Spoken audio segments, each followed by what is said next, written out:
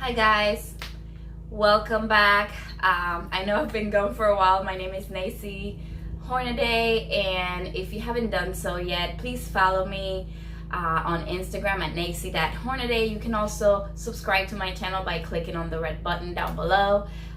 So mostly I've been focusing on fashion on my channel. I've been away for a while. I was pregnant. I just had my baby boy, and he is almost 3 months, but I've been getting a lot of questions from my friends as to how I was able to lose the baby weight so fast. So like I said, my baby's turning 3 months on the 6th of this month, and I'm already back to my pre-baby weight, and I'm still breastfeeding. So I wanted to make this video because, you know, overall I like to focus on not just beauty and fashion, but also just overall wellness. So I think this might be helpful for a lot of mommies that are trying to lose the weight. You know, some of the stuff I did during pregnancy, but you know, don't be discouraged. If you already had your baby, there's certainly things you can do after to either expedite or optimize your weight loss process. So, you know, I want to share with you workout routine, like also what I'm eating, and anything I can think of that I think might be helpful for you mommies out there, just, you know, struggling with weight loss issues. It's really hard when you're sleep deprived and also have a baby or two, or however many kids you have, you know, trying to also get back into shape. So hopefully this will help you with that. So during pregnancy, if you're pregnant, this is important because, you know, this is gonna just cut down on the recovery time so much. What I did is I worked out pretty much throughout my whole pregnancy, and obviously every pregnancy is different, so just follow whatever your doctor says. I'm not a doctor, I'm not even a dietitian, I'm just telling you and sharing what worked for me. But basically I do CrossFit. I've been CrossFitting for like 6 years now, so obviously if you did not work out before pregnancy, I don't think pregnancy is the time to start. Like, don't start while you're pregnant. But you can be, you know, if you haven't worked out like really strenuously before, something you can do is just go on walks every day, and I did that as well. But you know, if you've worked out before, I strongly suggest that you continue to work out during your pregnancy. Just modify everything. Obviously, you know, CrossFit is very intense, so I would modify things like doing box jumps. I would do step ups, and the way I would scale it down, and you know, just so you know, I'm not like a super fit like CrossFitter or anything like that. I've scaled everything for 6 years, and you know, I'm okay with that. I just do it to stay fit. I like it. I like the community aspect, but I'm by no means like a star CrossFit athlete or anything like that, far from it. So but just scale down farther if you need to. Whatever workout you do, obviously you don't do burpees or anything that's going to impact your stomach or anything upside down. Just use your common sense, but it is important that you stay active. At the very least, you know, something I would do on days that I just felt fatigued and I couldn't work out is I go on a walk, and I would walk like 4 to 8 miles in a day. And 8 miles is a little extreme, again, if you haven't worked out before, but even if you just walk like 2 miles, 3 miles, even 1 mile is better than just sitting idle all day. So that's the first thing. Again, just make sure you're staying active during pregnancy. Another myth that I want to debunk is, you know, people saying, hey, you're pregnant, you can eat whatever you want. That's not the case. This is the most important time for you to not eat whatever you want, because anything you eat is going directly to baby. So just focus on try to get all those additional carbs and everything you need, but focus on nutrition, making sure it's nutritious. You know, obviously you're not cutting calories at this point, but you just want to make sure that you're having good calories, not just, you know, stuffing your face with carrot cake crackers. And obviously this is all very difficult the first trimester if you have sickness, which I had a little bit of sickness with my daughter, and I could eat nothing but saltine crackers for like a couple of weeks, and that's fine. You know, just listen to your body. But once you get into your second trimester, hopefully you're feeling a little better. Just eat a little better too. It's gonna go a long way, because any empty carbs you put in your body are not going to disappear and just go into the baby. You're really not eating for 2, you're eating for like 1.5. So like whatever you put in is going to stay in when the baby comes out, and you're going to have to lose. So this is all stuff you can do beforehand. And you know, after, wait whatever prescribed period your doctor tells you before you can go back to working out. I was fortunate enough to have natural birth both times. I didn't have, you know, epidural, not even pain meds, anything, ripping or anything. So I was able to get back after 4 weeks.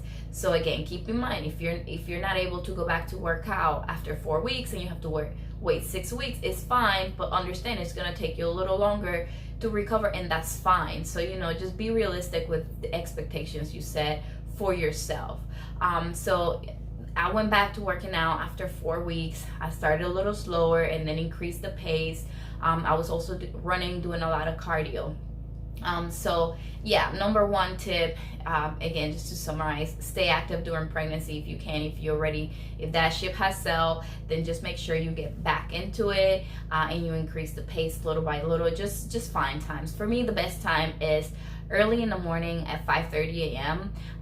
And I'm fortunate, you know, I do have some help with my family, so they can stay with baby when I go work out. Or, you know, sometimes my husband and I alternate rest days, so he can stay with baby in the morning while I go work out, and vice versa. So use the resources you do have. If you don't, it's okay.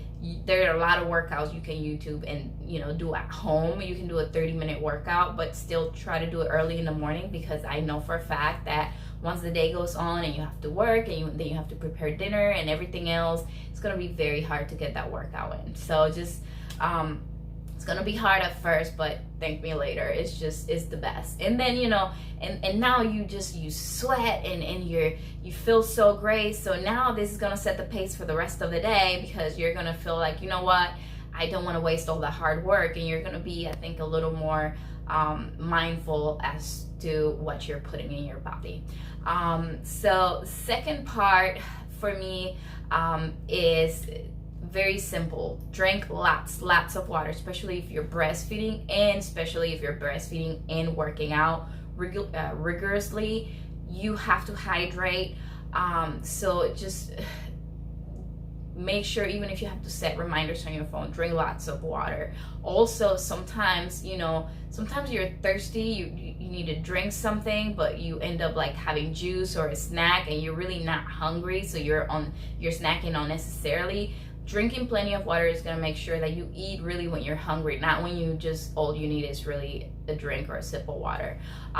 Third, and most important, I'll go into nutrition. I'm using this app that's called Fat Burner, and this app is amazing. Basically, you set in your goal, whether it's weight loss or whatever it is, and your age, your stats, and it kind of tells you how many calories you can consume in a day, so that to achieve your goal. Now, I know this is controversial here, because you don't really want to cut calories per se when you're breastfeeding, but I'm telling you, breastfeeding, have a great supply.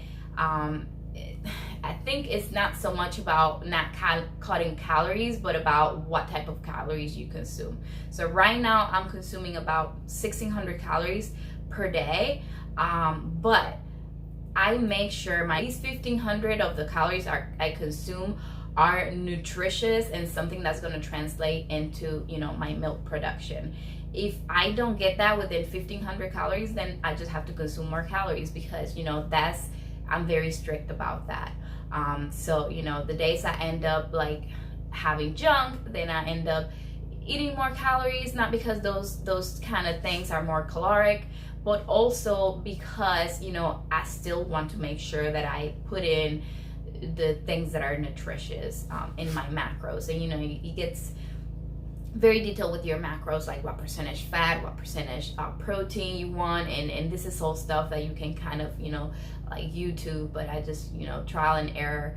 I did this with my daughter, and I'm just doing it more efficiently this time, using this app. But I love this app. They even have like recipes and stuff, and like the thread.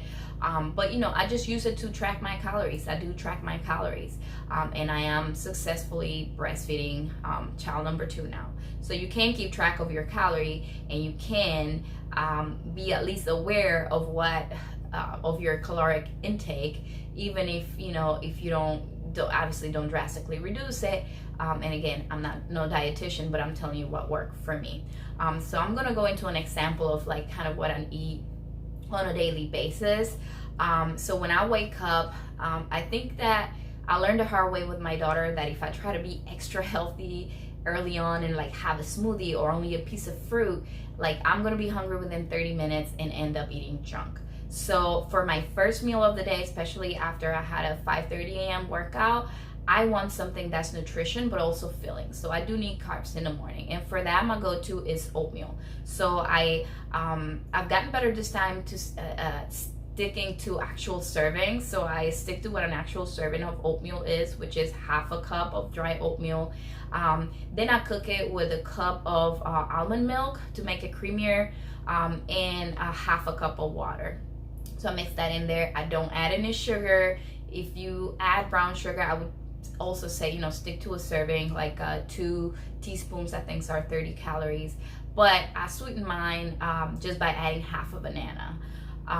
And that's about 240 calories when you add the bananas. I add cinnamon too, because that's good for your metabolism, or why not? So, and that to me is very filling, very satisfying. And what it does is it holds me up all the way till lunch most days. So I don't have to do a ton of snacking. And also oatmeal is really good for milk production. And you know, you need that because in the long run, it's gonna translate into fewer calories because you're not snacking as much. So that's my typical breakfast. Then, and I have that about 8 a.m. I have lunch early-ish between 11:30 and noon if I can hold off without snacking. Otherwise, if I snack, I try to push my lunch back a little bit. But overall, I try to eat every like 3 hours, just so that, you know, your metabolism keeps going. Then I have lunch, and I've been posting on my Instagram a lot of like recipes and what I'm doing, so you can follow that there. The most important thing for me though has been snacking. I'm a snacker, and my husband calls me out on this all the time. Like, this is like, I don't eat a ton of food when it comes to meal, but I snack like a little mouse all day long. And you know, if you're having a lot of snacks and they're not healthy, trust me, the calories are gonna add up, and you're gonna see the results. So my focus has really been healthy snacking. So I'll tell you kind of what a lot of things that I'm snacking. So one thing I found recently is also because, you know, when you're doing macros, you need a certain amount of protein, and it's hard, especially when I'm trying to reduce my meat intake to get all your protein. So find this protein 2.0. Let me know in the comments if you know about this, if it's bad for you or whatever. You know, I don't know. I just know that it's just basically like 60 calories, and it has 10 grams of protein. So it's like a protein water. I think it's a great invention, but hopefully somebody won't burst my bubble and tell me, hey, this stuff is horrible for you. But do tell me if you think so. So anyway, I just use this when I need you know, for my macros, if you're tracking protein grams, if I need to complete it without doing a ton of calorie, like without like doing like a meat serving or something else like that. So the vitamin 2.0 water, basically. So also, because I'm kind of focused on nutrition and being healthy, something else I'm having daily is this organic superfoods. It just has a bunch of like superfoods basically, and I just mix a scoop with water. A scoop is like about 40 calories, and this stuff tastes really good. It tastes like green tea when you mix it with water. If you put it in your smoothie, it's too sweet, so don't do that. So I usually eat this with a snack, usually with baby carrots and hummus, and I try to stick to 2 servings of carrots are actually only 70 calories, and it's pretty filling when you have it with a little, you know, 1 serving of hummus, and then I'll do this on the side. That's a great snack to have, and lots of vitamin A. So So that's that. Something else I do, just for the nutritional value of it, is roasted flax seeds, and you can throw that on your smoothie, on your oatmeal if you want to make it more filling, or just eat it straight up and just stick to a serving. And what this does for me, TMI, but I have constipation issues, which sometimes can impede in your weight loss process. So that helps me if you have those kind of issues, so that you can go regularly and, you know, like your waste is out of your body. So because it's lots of fiber, so just make sure you're tracking your fiber and you're eating lots of fiber. Also good to eat lots of fiber to feel more full and satisfied, and also for breastfeeding. So just in general, good fiber. So that's usually a little snack if I'm not super hungry. It's not super filling to me as a snack, but you know, I just take it for the nutritional value again. Something else I'm having as a snack when I'm really feeling like having something carby, but it's still better than chips, is Skinny Pop. I basically order like a big old box of it on Amazon, and I just have, you know, it's just 100 calories, and at least it has like more protein and more fiber than like just chips, so it's fine. You know, it's not the healthiest thing, but when what you're craving is chips, it's just a better option. So that's another thing I snack on. And for the I put everything down here, so that's why I keep on going down. For the oatmeal, my preferred is organic still cut oatmeal, red meal is called. You can get this again in big old box from Amazon. This one though take a long time to cook, so if you don't have that much time in the morning, still just go with rolled oats, but do not do instant oatmeal. That's just bad for you. Rolled oats are a little more processed, but still better than the alternative, having instant oats or having, you know, just crap in the morning. But this is really good, and I also find the still cut oats to be like more filling. The 2 stars of the show for me in terms of snacking. So with my daughter's pregnancy, I was eating a lot of nuts because you need healthy fats for breastfeeding. My problem with nuts is I love nuts. I love pistachios and cashews especially, so I can never just stick to a serving, and a serving is still a lot of calories. So imagine if you're having like 3 servings every time, handful of nuts. They're good for you to a degree, but after a while, you know, that stuff is still very fattening. So I have to find an alternative, get all that nutritional value from nuts, but get something that maybe I just didn't love as much, so I could stick to a serving. So what I found is dry roasted edamame beans, and I just get a 2-pound bag from Amazon. The consistency is not as creamy as when you bite into a nut, and this is it's not a nut, it's a bean, but you know, it's just in terms of nutritional value very similar, except for this has a lot less fat and a lot more protein and fiber. So all the good stuff that nuts have, it has more of it, and all the bad stuff, it has less of it. So this is ideal. Clearly not if you're allergic to soybeans, but if you're not, and your baby's not, babies could be. So, you know, when you start diving into it, just have a little bit and see your baby's reaction. But if it's fine, this stuff is dynamite, because a serving is like 1/3 of a cup, and I can literally just have a serving and feel like, okay, I'm good for a snack. Like, you feel satisfied, you get tons of protein and good healthy fats, keep it moving. So again, for that reason, if you have more self-control, then by all means do nuts. Nuts are amazing. I just have no self-control when it comes to nuts, and especially, like I said, cashews and pistachios, forget it. So I just can't get that stuff. But the dry roasted edamame, to me, this has been the star of the show when I just want something low calorie, protein, full of good nutrition that is gonna hold me up for a little bit. And then the last, basically the star of the show for me is dates, mijol dates, I don't know how you pronounce it, please let me know. Basically I get a 2-pound bag from Amazon, the organic dates, the pitted ones, and I stick to a serving because it's just a sweet treat for me. You don't want to have more than a serving because it's still like, in a serving, which is 2 dates, there's still like 25 to 30 grams of sugar, which is a lot of sugar. But when you're comparing it to eating a slice of cake or ice cream, which is what I substituted for because I really have a sweet tooth, then it's a lot better. Plus, they have a lot of fiber, and you know, literally your body processes the whole day. Like it gives you a boost of energy, and they just taste so good. I stuff them with a half a serving of peanut butter, or even better, sugar-free Barney's almond butter, and you can also get on Amazon or even Walmart, I think.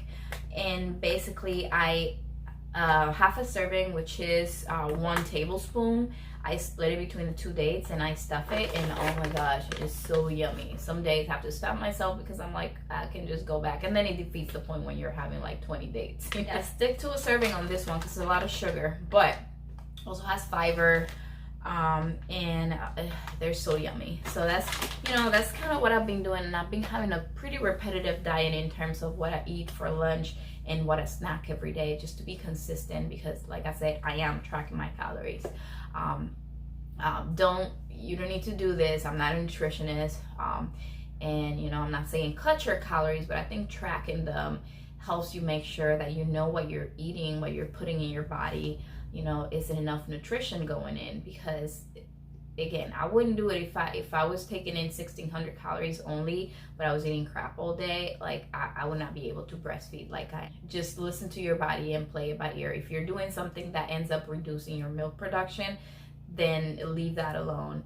So everything you do, you want to do a little bit, and then, you know, see how your milk production reacts, because to me the most important thing is being able to breastfeed my child, and the weight loss and everything else is secondary. So, you know, be healthy. You know, I'm just trying to be healthy myself and eat healthy so my child can eat healthy. That's the #1 goal, and the weight loss is just a side benefit. I might, like, you know, I don't ever have a cheat meal or anything like that. No, I do. And you know, I'm gonna have a video coming up soon that's gonna be about my experience with Beyond ground beef substitute, so you'll see that. I hope you found this all very helpful. Let me know, I mean, on my Instagram, or message me if you want more specific tips on what I'm doing. But yeah, basically that's it. And just to give you more information, I've gained about 35 pounds with both my pregnancy. It took me a little longer to lose that weight with my daughter, because now, you know, it's trial and error. Now I know what worked, what didn't, so I was able to jump into that right away. Of those 35 pounds after I had baby, I still had a good 18 pounds to lose. So I basically ended up losing 18 pounds in a period of like 2.5 months, which sounds insane, but I did it. And again, I'm still breastfeeding, so the mommy police out there, you know, do what suits you, but I'm just telling you what worked for me. So it is possible. So again, hope this was helpful. Follow me on Instagram at nacy.hornaday and subscribe below, and I'm gonna have lots of fashion videos soon, now that I can fit into my clothes. Thank you guys for watching. Bye. Have a nice day.